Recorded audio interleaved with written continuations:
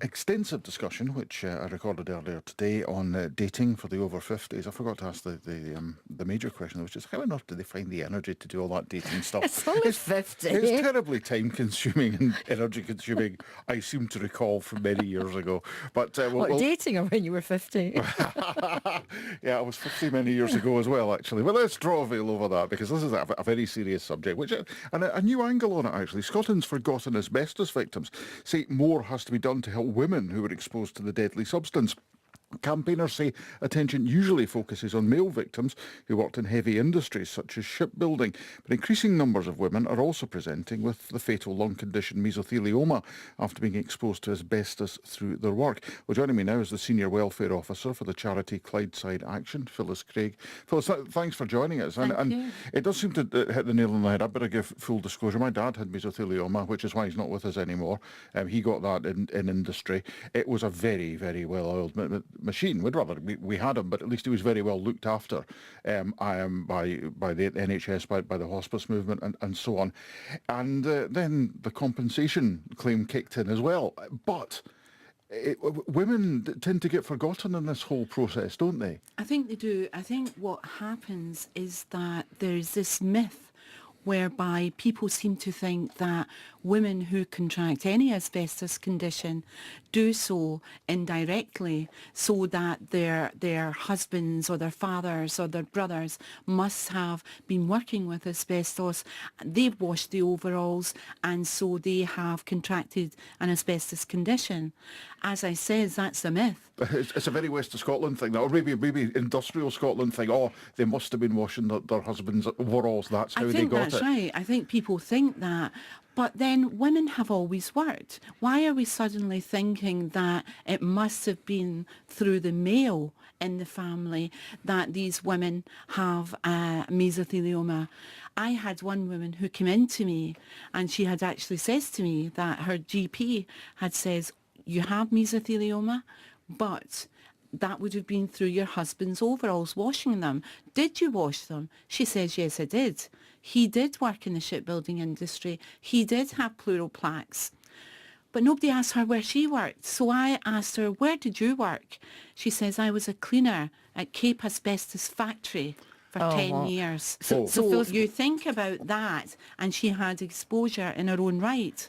But in the terms of the pursuit of civil damages, the other side would argue that that lady told the GP because it's in her records, so she must have told them. So it can make things more difficult in terms of gaining compensation. So tell us, what kind of industries are presenting? What kind of industries have the women been working in who are now presenting with the symptoms? Women have worked in all industry. They worked in hospitals. My friend died of mesothelioma who was a GP. They're teachers. There's an increase in women who are teachers and in men who are teachers. They work in factories. They work in everywhere where there is asbestos exposure. It's something I hadn't remembered until I was reading up on this earlier today, and that was the boards into which you stuck the thumbtacks in your school. They were painted over with gloss paint and they looked okay, but actually, if they started to crack, it was a white powder that was coming out. They were asbestos. It wasn't teachers and pupils as well were being exposed to this. In Julian Peto's latest study, he shows that there's an increase in lecturers and teachers who will now be diagnosed with mesothelioma. He hasn't even went into the other conditions, so we know that there's going to be a real increase. And people have often said to me that teachers actually have this because they also use chalk, and asbestos was in the chalk. And they would lick it. You're licking your chalk there. You're imagining. Yes. So I have to say that I'm not sure that is the case, but from the people who told me, they wouldn't make that up. This is something that obviously I can't say Phyllis, definitely. Can I ask, if someone has been diagnosed with the condition, then the burden of proof has to be on them to decide or to prove where they contracted the disease from then? I think that's right, but I think first of all we've got to be asked.